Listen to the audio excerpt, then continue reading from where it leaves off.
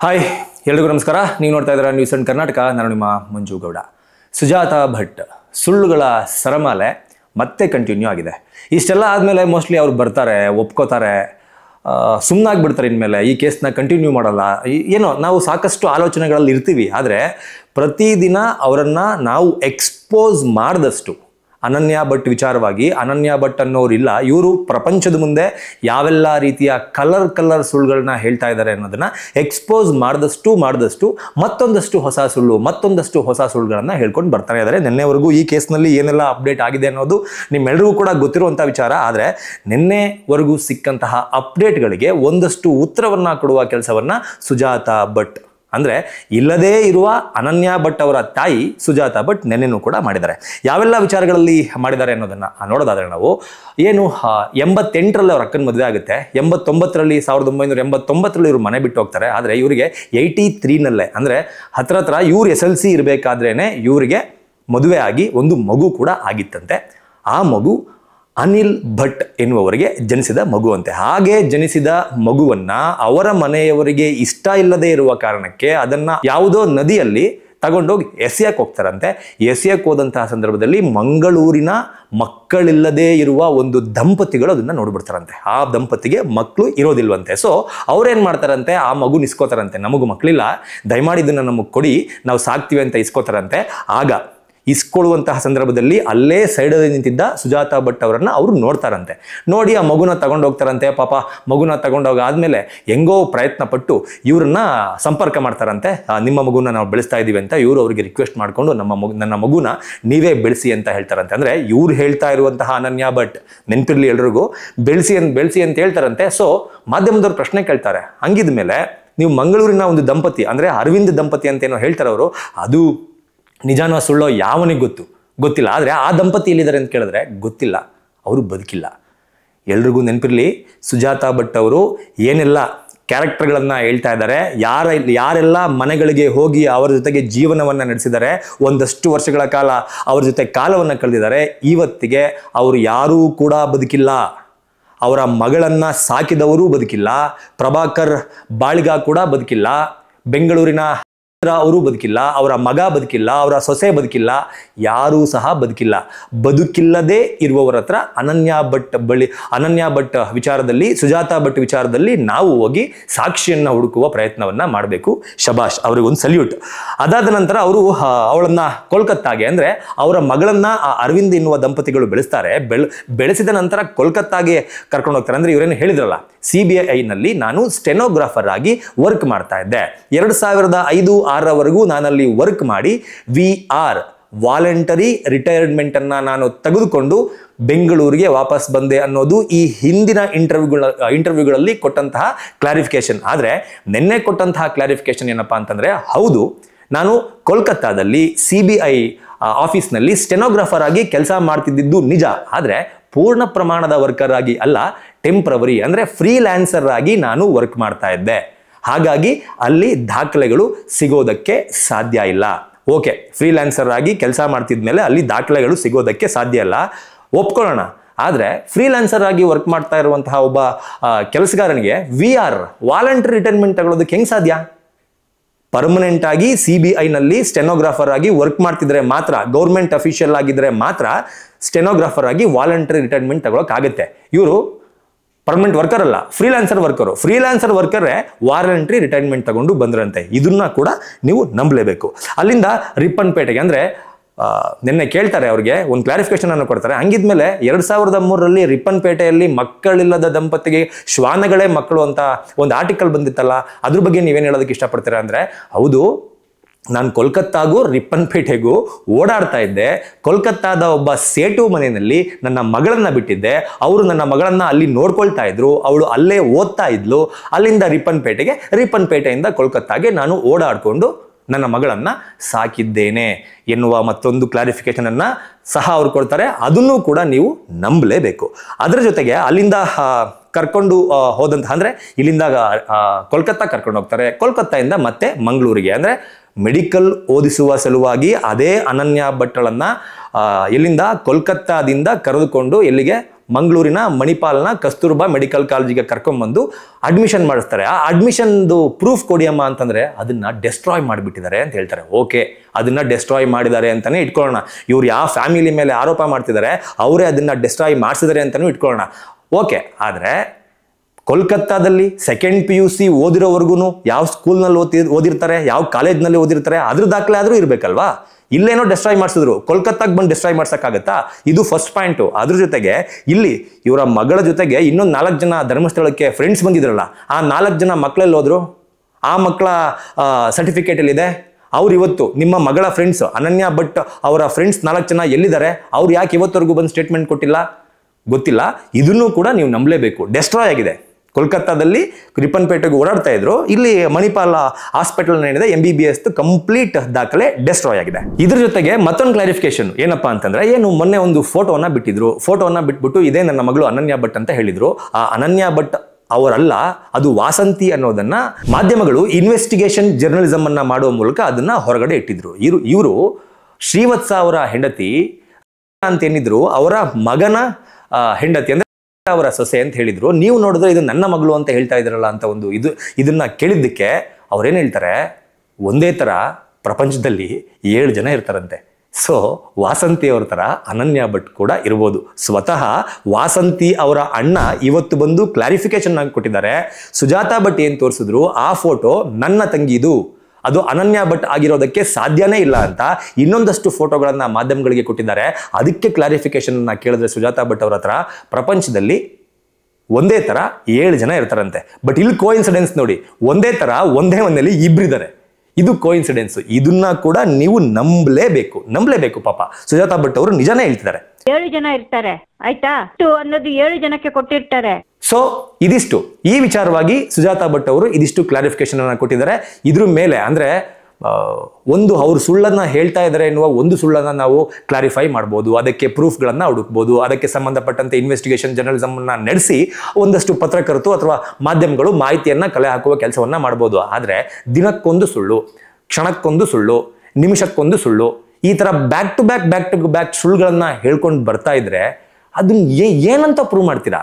ಏನಂತ ಪ್ರೂವ್ ಮಾಡೋದಕ್ಕೆ ಸಾಧ್ಯನೇ ಇಲ್ಲ. ನಾನು ಆರಂಭದಲ್ಲೇ ನಿಮ್ಗೊಂದು ಮಾತು ಹೇಳಿದೆ, ಸುಜಾತಾ ಭಟ್ ಹಾಗೂ ಅನನ್ಯ ಭಟ್ ಅವರ ಈ ಜೀವನದಲ್ಲಿ ಏನೆಲ್ಲ ನಡೆದಿದೆಯಲ್ಲ ಅದನ್ನ ಮಾಧ್ಯಮಗಳ ಮುಂದೆ ಬಂದು ಹೇಳೋದಕ್ಕೆ, ಅದನ್ನ ಕ್ಲಾರಿಫೈ ಮಾಡೋದಕ್ಕೆ ಯಾವ ಒಬ್ಬ ವ್ಯಕ್ತಿಯೂ ಕೂಡ ಜೀವಂತವಾಗಿ ಉಳಿದಿಲ್ಲ. ಅನಿಲ್ ಭಟ್ ಜೀವಂತವಾಗಿಲ್ಲ, ಪ್ರಭಾಕರ್ ಗಾಳಿಗ ಜೀವಂತವಾಗಿಲ್ಲ, ಜೀವಂತವಾಗಿಲ್ಲ, ಅವರ ಮಗ ಶ್ರೀವತ್ಸ ಜೀವಂತವಾಗಿಲ್ಲ, ಅವರ ಹೆಂಡತಿ ವಾಸಂತಿ ಜೀವಂತವಾಗಿಲ್ಲ. ನೋ, ಒಬ್ರು ಇಲ್ಲ. ಇನ್ಮೇಲೆ ಈ ಸುದ್ದಿನ ನಂಬೋದು ಬಿಡೋದು ಅಗೇನ್ ನಿಮ್ಮ ಊಹೆಗೆ ಅಂಡ್ ನಿಮ್ಮ ಇಚ್ಛೆಗೆ ಬಿಟ್ಟಿದ್ದು. ಇದ್ರ ಜೊತೆಗೆ ಇನ್ನೊಂದು ಸುದ್ದಿನ ನಾನು ನಿಮಗೆ ಹೇಳಬೇಕು. ಸುಜಾತಾ ಭಟ್ ಅವರ ಈ ಕೇಸನ್ನ ಅಥವಾ ಈ ಒಂದು ಮಿಸ್ಟರಿ ಸ್ಟೋರಿಯನ್ನ ಬೇಧಿಸೋದಕ್ಕೆ ಭಾವ ಬಂದಿದ್ರು. ಈಗ ಭೀಮನ ಮಿಸ್ಟರಿ ಸ್ಟೋರಿಯನ್ನ ಬೇಧಿಸೋದಕ್ಕೆ ರಾಜು ಬಂದಿದ್ದಾನೆ. ಎಸ್, ರಾಜು ಯಾರು ಅನ್ನೋದನ್ನ ನಾನು ನಿಮಗೆ ಮೊದಲು ಕ್ಲಾರಿಫೈ ಮಾಡಿಬಿಡ್ತೀನಿ. ಇಂಡಿಯಾ ಟುಡೇಗೆ ಮೊದಲ ಬಾರಿಗೆ ಈ ಭೀಮಾ ಎನ್ನುವ ಅನಾಮಿಕ ವ್ಯಕ್ತಿ ಒಂದು ಇಂಟರ್ವ್ಯೂನ ಕೊಡ್ತಾನೆ. ಆ ಇಂಟರ್ವ್ಯೂನಲ್ಲಿ ಪತ್ರಕರ್ತ ಕೇಳಿದಂತಹ ಪ್ರಶ್ನೆಗೆ ಒಂದು ಉತ್ತರ ಕೊಡ್ತಾನೆ. ಏನ್ ಗೊತ್ತಾ ಉತ್ತರ? ಈ ವಿಡಿಯೋ ನೋಡಿ.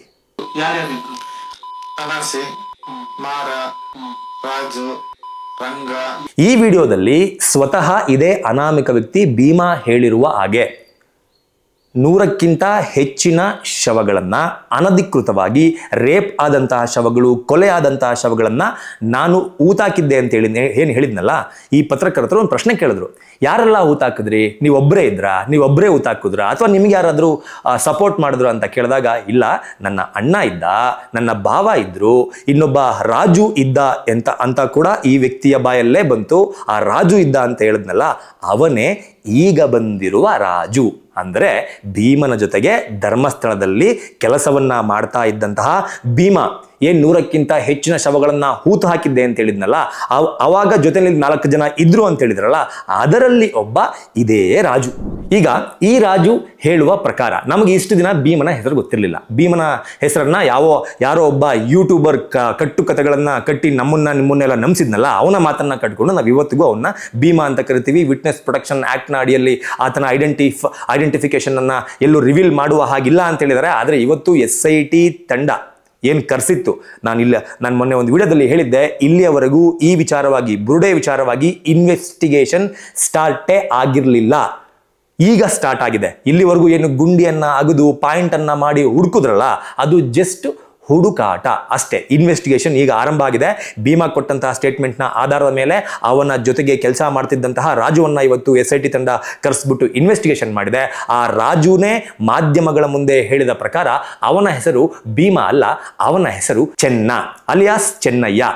ನೀವು ಹೆಂಗಾದ್ರೂ ಕರ್ಕೋಬಹುದು, ಚೆನ್ನ ಅಂತನಾದ್ರೂ ಕರ್ಕೋಬಹುದು ಅಥವಾ ಚೆನ್ನಯ್ಯ ಅಂತನಾದ್ರೂ ಕರ್ಕೋಬಹುದು. ಇವನು ಹೇಳುವ ಪ್ರಕಾರ ನಾನು ಈ ಚೆನ್ನನ ಜೊತೆಗೆ ಕೆಲಸ ಮಾಡ್ತಾ ಇದ್ದದ್ದು ನಿಜ. ನಾನು ಸಾಕಷ್ಟು ವರ್ಷಗಳ ಕಾಲ ಇದೇ ಚೆನ್ನನ ಜೊತೆಗೆ ನಾನು ಚೆನ್ನ ಎಲ್ಲ ಒಟ್ಟಿಗೆ ಕೆಲಸ ಮಾಡ್ತಾ ಇದ್ವಿ. ಆದರೆ ಈ ವಿಚಾರದಲ್ಲಿ ಚೆನ್ನ ಬಂದು ಇವಾಗ ಏನು ಹೇಳ್ತಿದ್ದಾನಲ್ಲ, ಸಮೀರ್ ಕರೆಯುವ ಭೀಮಾ, ಅವನು ಹೇಳ್ತಾ ಇರೋದು ಅಕ್ಷರಶಃ ಸುಳ್ಳು ಸುಳ್ಳು ಸುಳ್ಳು. ಆ ಥರದ್ದು ಯಾವುದೂ ನಡೆದೇ ಇಲ್ಲ. ನಾವು ನಿಜವಾಗ್ಲೂ ಸಾಕಷ್ಟು ಶವಗಳು ಸಿಗ್ತಾ ಇತ್ತು. ನದಿಯಲ್ಲಿ ಬಿದ್ದು ಆತ್ಮಹತ್ಯೆಗಳನ್ನು ಮಾಡ್ಕೋತಾ ಇದ್ರು. ಇನ್ನು ಎಷ್ಟೋ ಜನ ನದಿಯಲ್ಲಿ ಬಿದ್ದಿರೋದನ್ನ ನೋಡಿದಂತಹ ಸಂಬಂಧಿಕರು ಬರ್ತಾ ಇದ್ರು. ಆ ತರಹದ ಶವಗಳನ್ನ ನದಿಗೆ ಧುಮುಕಿ ನಾವು ಹುಡುಕಿ ತೆಗೆದುಕೊಂಡು ಬರ್ತಾ ಇದ್ವಿ. ಇನ್ನೊಂದಷ್ಟು ಶವಗಳು ನೇಣು ಹಾಕಿದ ಸ್ಥಿತಿಯಲ್ಲಿ ನಮಗೆ ಸಿಗ್ತಾ ಇತ್ತು. ಅದನ್ನ ಪೊಲೀಸರ ಸಮ್ಮುಖದಲ್ಲಿ, ವೈದ್ಯರ ಸಮ್ಮುಖದಲ್ಲಿ ಪೋಸ್ಟ್ ಮಾರ್ಟಮ್ ಅನ್ನ ಮಾಡಿ ಅಲ್ಲೇ ಕೆಲವು ಹೆಣಗಳನ್ನ ನಾನು ಊತು ಹಾಕಿದ್ದೇನೆ. ನಾನು ಚೆನ್ನ ಇಬ್ರು ಸೇರಿ, ಅಂದ್ರೆ ಏನ್ ಹೇಳಿದ್ರಲ್ಲ 4 ಜನ ಇದ್ರು, ಆ ಗುಂಪು ನಾವು ಹೂತು ಹಾಕಿದ್ದೇವೆ. ಅದೆಲ್ಲವೂ ಕೂಡ ಅಂದ್ರೆ ಯಾವ ಶವಗಳು ಹಾಸ್ಪಿಟಲ್ಗೆ ತೆಗೆದುಕೊಂಡು ಹೋಗುವ ಸ್ಥಿತಿಯಲ್ಲಿ ಇರ್ತಾ ಇತ್ತು ಅವುಗಳನ್ನ ಆಂಬುಲೆನ್ಸ್ಗೆ ಹಾಕಿ ನಾವು ಹಾಸ್ಪಿಟಲ್ಗೆ ಕೊಟ್ಟು ಕಳಿಸ್ತಾ ಇದ್ವಿ. ಆದ್ರೆ ಯಾವ ಶವಗಳನ್ನ ಆಂಬುಲೆನ್ಸ್ಗೆ ಹಾಕಿ ಕೊಟ್ಟು ಕಳಿಸುವ ಸ್ಥಿತಿಯಲ್ಲಿ ಇರ್ತಾ ಇರ್ಲಿಲ್ವೋ ಅವುಗಳನ್ನ ಡಾಕ್ಟರ್ ಬಂದು ಅಲ್ಲೇ ಪೋಸ್ಟ್ ಮಾರ್ಟಮ್ ಮಾಡ್ತಾ ಇದ್ರು. ಅವಾಗ ಪೊಲೀಸ್ನವರು ಇರ್ತಾ ಇದ್ರು, ಧರ್ಮಸ್ಥಳದ ಮಾಹಿತಿ ಕಚೇರಿಯ ಕೆಲವು ಸದಸ್ಯರು ಕೂಡ ಇರ್ತಾ ಇದ್ರು. ಅವರ ಸಮ್ಮುಖದಲ್ಲೇ ಇದೆಲ್ಲ ಆಗ್ತಾ ಇತ್ತು. ಅದನ್ನ ನಾವು ಅಲ್ಲೇ ಗುಂಡಿ ತೆಗೆದು ಹೂಳ್ತಾ ಇದ್ವಿ. ಆದ್ರೆ ಇದನ್ನ ಈ ಚೆನ್ನ ಯಾಕೆ ಈ ತರ ಸುಳ್ಳು ಹೇಳ್ತಾ ಇದ್ದಾನೆ, ಇಲ್ಲಿಗೆಲ್ಲ ಮಾಡಿಸ್ತಾ ಇದ್ರು, ಕದ್ದು ಮುಚ್ಚಿ ಮಾಡಿಸ್ತಾ ಇದ್ರು ಅಂತ ಯಾಕೆ ಹೇಳ್ತಾ ಇದ್ದಾನೆ, ಇದನ್ನ ಮಾಡ್ಬೇಕಾದ್ರೆ ಪೊಲೀಸ್ ಇರ್ತಿರ್ಲಿಲ್ಲ, ಡಾಕ್ಟರ್ ಇರ್ತಿರ್ಲಿಲ್ಲ, ಯಾರು ಇರ್ತಾ ಇರ್ಲಿಲ್ಲ ಅಂತ ಯಾಕೆ ಹೇಳ್ತಾ ಇದ್ದಾನೆ, ನನಗಂತೂ ಗೊತ್ತಾಗ್ತಾ ಇಲ್ಲ ಸ್ವಾಮಿ ಅನ್ನೋದನ್ನ SIT ಮುಂದೆನೂ ಹೇಳಿದಾನೆ. ಇದೇ ಸ್ಟೇಟ್ಮೆಂಟ್ ಅನ್ನ ಬಂದುಬಿಟ್ಟು ಮಾಧ್ಯಮಗಳ ಮುಂದೆ ಕೂಡ ಹೇಳಿ ಆಗೋಯ್ತು. ಇದ್ರ ಜೊತೆಗೆ ಮತ್ತೊಂದಷ್ಟು ಕ್ಲಾರಿಫಿಕೇಶನ್ ಅನ್ನು ಸಹ ಕೊಡ್ತಾನೆ. ಈ ರೀತಿ ಅಂದ್ರೆ ಅನಾಮಿಕ ಶವಗಳೇನ್ ಸಿಗ್ತಾ ಇದ್ವು, ಆತ್ಮಹತ್ಯೆ ಮಾಡ್ಕೊಂಡಿರುವ ಶವಗಳೇನ್ ಸಿಗ್ತಾ ಇದ್ವು, ಅದನ್ನ ಹೂಳೋದಕ್ಕೆ ಗ್ರಾಮ ಪಂಚಾಯಿತಿಯಿಂದ ನಮಗೆ 50 ರೂಪಾಯಿ ಕೊಡ್ತಾ ಇದ್ರು. ಅದರ ಜೊತೆಗೆ ನದಿಯಲ್ಲಿ ಮುಳುಗಿ ಸತ್ತು ಹೋಗ್ತಾ ಇದ್ರು, ಸಾಕಷ್ಟು ಜನ ಕಾಲು ಜಾರಿ ಬಿದ್ದು ಸತ್ತು ಹೋಗ್ತಾ ಇದ್ರು. ಅವರನ್ನ ಹುಡುಕೋದಕ್ಕೆ ಅವರ ಫ್ಯಾಮಿಲಿಯವರು 500 ರೂಪಾಯಿ ಕೊಡ್ತಾ ಇದ್ರು. ನಾವು ನೀರಿನಲ್ಲಿ ಮುಳುಗುವ ಮೂಲಕ ಆ ಶವಗಳನ್ನ ನೀರಿನಿಂದ ಮೇಲೆ ತೆಗೆದುಕೊಂಡು ಬಂದು ಅಂತವರಿಗೆ ಕೊಡ್ತಾ ಇದ್ವಿ. ಅವಾಗ ನಮಗೆ 500 ರೂಪಾಯಿ ಸಿಗ್ತಾ ಇತ್ತು. ಈ ಟೈಮ್ನಲ್ಲಿ ಚೆನ್ನನ ಫ್ಯಾಮಿಲಿ ಅಂದ್ರೆ ಚೆನ್ನ ಅಂಡ್ ಫ್ಯಾಮಿಲಿ, ಚೆನ್ನನ ಅಣ್ಣ ಅಂಡ್ ಫ್ಯಾಮಿಲಿ, ಚೆನ್ನನ ಅಕ್ಕ ಅಂದ್ರೆ ಚೆನ್ನನ ಭಾವ ಅಂಡ್ ಫ್ಯಾಮಿಲಿ, ಈ 3 ಫ್ಯಾಮಿಲಿ ಇತ್ತು. ಈ 3 ಫ್ಯಾಮಿಲಿಯ ಜೊತೆಗೆ ನನ್ನ ಫ್ಯಾಮಿಲಿಯೂ ಸಹ ಇತ್ತು ಅನ್ನುವ ಒಂದು ಕ್ಲಾರಿಫಿಕೇಶನ್ ಅನ್ನ, ಎನ್ನುವ ಒಂದು ಸತ್ಯವನ್ನ ಇದೇ ರಾಜು ಇವತ್ತು ಒಪ್ಕೊಂಡಿದ್ದಾನೆ. ಇದರ ಜೊತೆಗೆ ಅವನನ್ನ ಕೇಳಲಾಗಿದೆ, ನಿಮಗೆ ಧರ್ಮಸ್ಥಳದ ಏನು ಧರ್ಮಾಧಿಕಾರಿಗಳ ಕುಟುಂಬ ಕೀಳಾಗಿ ನಡೆಸ್ಕೊಳ್ತಾ ಇತ್ತಾ, ನಿಮಗೆ ದುಡ್ಡು ಸರಿಯಾಗಿ ಕೊಡ್ತಾ ಇರಲಿಲ್ವಾ, ನಿಮಗೆ ದುಡ್ಡನ್ನ ಬಿಸಾಡ್ತಾ ಇದ್ರಾ ಅಂತ ಕೂಡ ಪ್ರಶ್ನೆ ಕೇಳಿದ್ದಾರೆ. ಅದಕ್ಕೂ ಕೂಡ ಅವನು ಉತ್ತರ ಕೊಟ್ಟಿದ್ದಾನೆ. ಅನ್ನ ಹಾಕಿದ ದಣಿಗಳ ಬಗ್ಗೆ ಕೆಟ್ಟದಾಗಿ ಮಾತನಾಡಬಾರ್ದು, ಅನ್ನ ಹಾಕಿದವರ ಮನೆಗೆ ಕನ್ನ ಹಾಕಬಾರ್ದು. ನಾನು ಇಲ್ಲಿ ಕೆಲಸ ಮಾಡಿದ ಅಷ್ಟೂ ದಿನಗಳ ಕಾಲ ದೊಡ್ಡವರಾಗಿರ್ಬೋದು, ಚಿಕ್ಕವರಾಗಿರ್ಬೋದು, ಧರ್ಮಸ್ಥಳದ ಧರ್ಮಾಧಿಕಾರಿಗಳೇನಿದ್ದಾರೆ ಅವರು ಯಾವತ್ತೂ ನನ್ನನ್ನ ಆ ರೀತಿ ನಡೆಸ್ಕೊಂಡಿಲ್ಲ. ನಾನು ಇಲ್ಲಿಂದ ಕೆಲಸ ಬಿಟ್ಟು ಹೋಗಿ ಬಹಳ ವರ್ಷಗಳಾಗಿದೆ. ಆದರೂ ಕೂಡ ಅವರು ನಾನು ಇಲ್ಲಿ ಕೆಲಸ ಮಾಡ್ತಾ ಇದ್ದಾಗ ಅವರು ನನ್ನನ್ನು ನೋಡ್ಕೋತಾ ಇದ್ರಲ್ಲ, ಅದನ್ನ ನಾನು ಇವತ್ತಿಗೂ ನೆನೆಸ್ಕೋತೀನಿ. ಅವರ ಮನೆಯ ಅನ್ನ ತಿಂದಿದ್ದೀನಿ. ಅನ್ನ ಹಾಕಿದ ಆ ದಣಿಯ ಮನೆಗೆ ಕನ್ನ ಹಾಕುವ ಕೆಲಸವನ್ನ ಯಾರೂ ಕೂಡ ಮಾಡಬಾರ್ದು. ಇದೇ ಚೆನ್ನನಿಗೂ ಸಹ ಅದೇ ದಣಿಗಳು ಅನ್ನ ಹಾಕಿದ್ದಾರೆ. ಆದರೆ ಅಂತಹ ಅನ್ನ ಹಾಕಿರುವ ದಣಿಗಳ ಬಗ್ಗೆ ಈ ರೀತಿ ಮಾತನಾಡೋದಕ್ಕೆ ಇವನಿಗೆ ಹೆಂಗ್ ಮನಸ್ಸು ಬರ್ತಾ ಇದೆ ಎನ್ನುವ ಪ್ರಶ್ನೆಯನ್ನ ಇದೇ ರಾಜು ಕೇಳ್ತಾನೆ. ರಾಜು ಮತ್ತೆ ಹೇಳ್ತಾ ಇದ್ದೀನಿ, ರಾಜು ಯಾರೋ ಸೃಷ್ಟಿ ಮಾಡಿಕೊಂಡು ಕರೆದುಕೊಂಡು ಬಂದಿರುವ ಕ್ಯಾರೆಕ್ಟರ್ ಅಲ್ಲ. ರಾಜುಗೆ ಯಾರೋ ಸ್ಕ್ರಿಪ್ಟ್ ಮಾಡಿಕೊಂಡು ಬಂದು ಹೇಳಿಕೊಡ್ತಾ ಇಲ್ಲ. ರಾಜು ಯಾರಪ್ಪ ಅಂತಂದ್ರೆ ಈಗಲೂ ಕೂಡ ಹೋಗಿ ನೋಡಿ, ಇಂಡಿಯಾ ಟುಡೇನಲ್ಲಿ ಇದೇ ಅವತ್ತಿನ ಭೀಮಾ ಇವತ್ತಿನ ಚೆನ್ನ ಕೊಟ್ಟಿರುವಂತಹ ಇಂಟರ್ವ್ಯೂನಲ್ಲಿ ಇವನೇ ಒಪ್ಪಿಕೊಂಡಿದ್ದಾನೆ.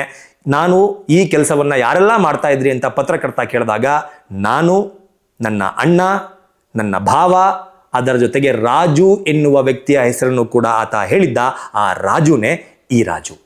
ಸೊ ಸಮಥಿಂಗ್ ಏನೋ ಸಸ್ಪಿಷಿಯಸ್ ಆಕ್ಟಿವಿಟೀಸ್ ನಡೆದಿದ್ದಾವೆ, ಇದ್ರ ಬಗ್ಗೆ ಜನ ಚರ್ಚೆ ಮಾಡಬೇಕು, ಇದ್ರ ಬಗ್ಗೆ ಜನ ಪ್ರಶ್ನೆ ಮಾಡಬೇಕು. ಪ್ರಶ್ನೆ ಮಾಡಿ, ಚರ್ಚೆ ಮಾಡಿ, ಮಾಡಲೇಬೇಕು. ಕೊನೆಯದಾಗಿ ನಾನು ಒಂದು ಮಾತನ್ನು ಹೇಳೋದ್ರ ಮೂಲಕ ಈ ವಿಡಿಯೋನ ಮುಗಿಸ್ತೀನಿ. ಏನಪ್ಪ ಅಂತಂದರೆ, ನಾನು ಧರ್ಮಸ್ಥಳಕ್ಕೆ ಹೋಗಿದ್ದೆ. ಧರ್ಮಸ್ಥಳದಲ್ಲಿ ಕೆಲವು ದಿನಗಳ ಕಾಲ ಇದ್ದು ಅಲ್ಲಿ ಗ್ರೌಂಡ್ ರಿಪೋರ್ಟನ್ನು ಮಾಡಿದೆ. ಅಲ್ಲಿ ಸಾಕಷ್ಟು ಜನ ಲೋಕಲ್ಸನ್ನು ಮಾತಾಡಿಸಿದ್ದೆ.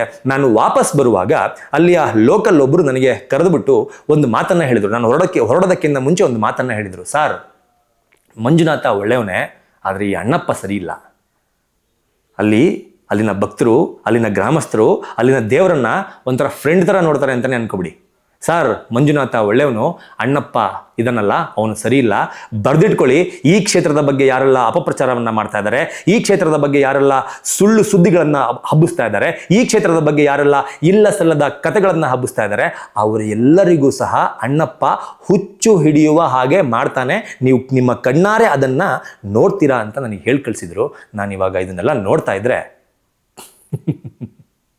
ಅನಿಸುತ್ತೆ, ಆ ವ್ಯಕ್ತಿ ಅವತ್ತು ಧರ್ಮಸ್ಥಳದಲ್ಲಿ ನನಗೆ ಹೇಳಿ ಕಳಿಸಿದ ಮಾತು ನಿಜ ಆಗ್ತಾ ಇದೆ ಅಂತ ನನಗನ್ಸುತ್ತೆ.